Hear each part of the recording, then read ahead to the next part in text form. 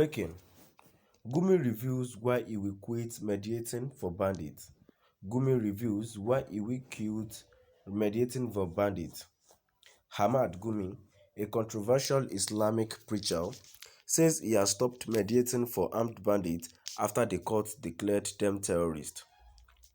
Mr. Gumi spoke to Premium Times in an exclusive interview in Kaduna on Wednesday. He has visited bandits in the Zamfara and Niger State forest, providing medical assistance to them and pressing the federal government to offer them a blanket amnesty similar to that granted to terrorists in the Niger State. Before Mr. Gumi began his campaign, the governors of Zamfara and Katsina Bello, Matawali, and Aminu Masari had held talks with bandits in their respective states. The governors, however, approved military action against the bandits after the method failed to stop the threat. Nasir El-Rufai, the governor of Kaduna State, and Abubakar Sani, the governor of Niger State, have persistently resisted negotiation with the outlaws. Mr. Gumi had stated that his efforts in that campaign were for the sake of Nigerians' peace and economic progress, but that they had been destroyed. The Federal High Court in Abuja deemed the operations of bandit groups to be acts of terrorism, according to Premium Times. The ruling bolstered calls for the federal government to proclaim bandits terrorizing the northwestern and north-central regions. The Federation's Director of Public Prosecutions, DPP, Mohammed Abubakar, had filed an ex parte plea seeking to outlaw the heinous action of the bandits who have waged a never-ending battle against ordinary Nigerians in the northwest and north-central states. Kidnapping and killing their victims has been rampant in Zamfara, Katsina, Kaduna, Benue, and Sokoto states.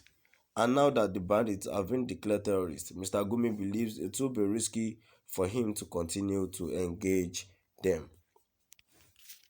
Ahmad Gumi, a controversial Islamic preacher, says he has stopped mediating for armed bandits after the court declared them terrorists. Mr. Gumi spoke to Premium Times in an exclusive interview in Kaduna on Wednesday. He has visited bandits in the Zamfara and Niger State forest, providing medical assistance to them and pressing the federal government to offer them a blanket amnesty similar to that granted to terrorists in the Niger Delta.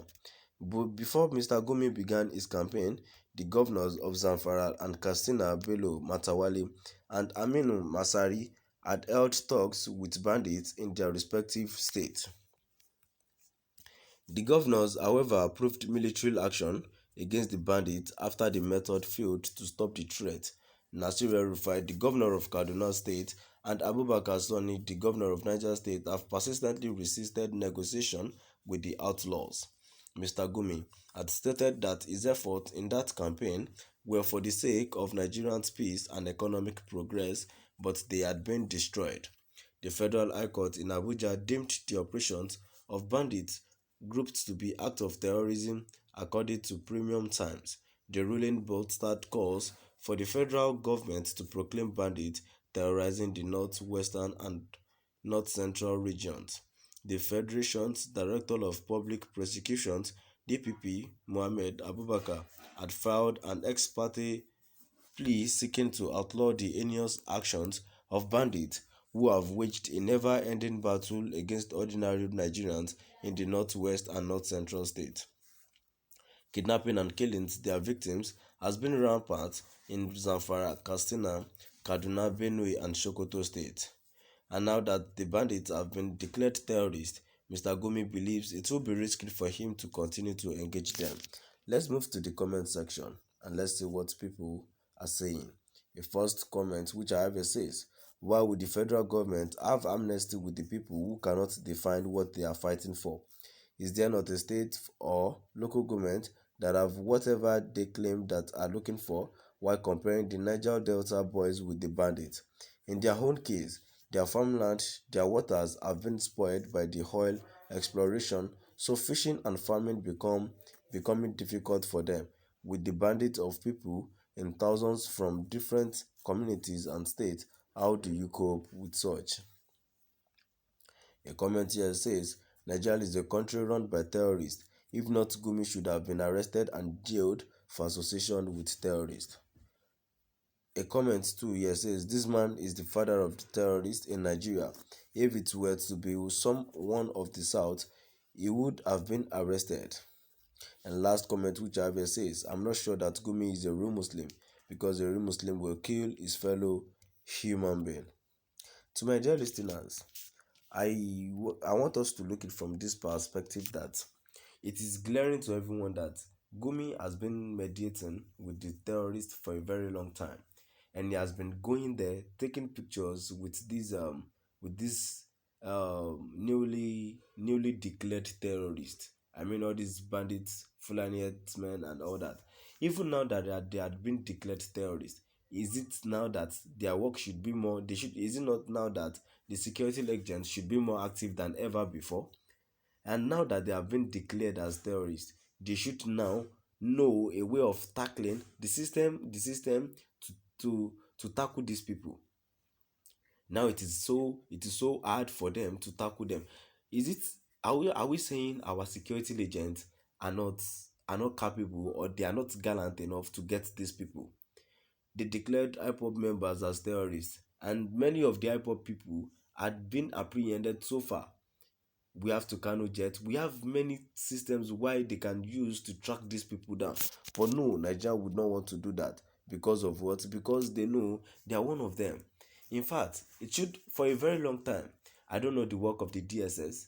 Why has Gumi not been arrested? Someone who has been going to the den of the terrorists without anything happening to him, taking pictures to them. Most of the time, he went there with foodstuffs and he gave them anything just to negotiate with them. And he's the intermediary between the federal government and even the bandits. Why has federal government, if actually they don't know anything about it, not use the influence to get these people down? But the truth, they don't stand by the truth. They don't stand by the truth because they do not have the interest of we people, of we citizens in the mind. If they have the interest of us in mind, they would pity the people. They would pity the family of the kidnappees.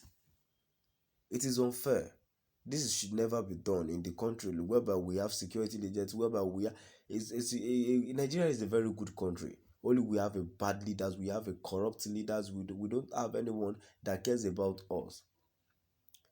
Things has been happening, kidnapping, raping, a lot more, and yet our government did not do anything. So how long do we still need to see it and watch them doing this to us? To my dear listeners, please do drop by the comment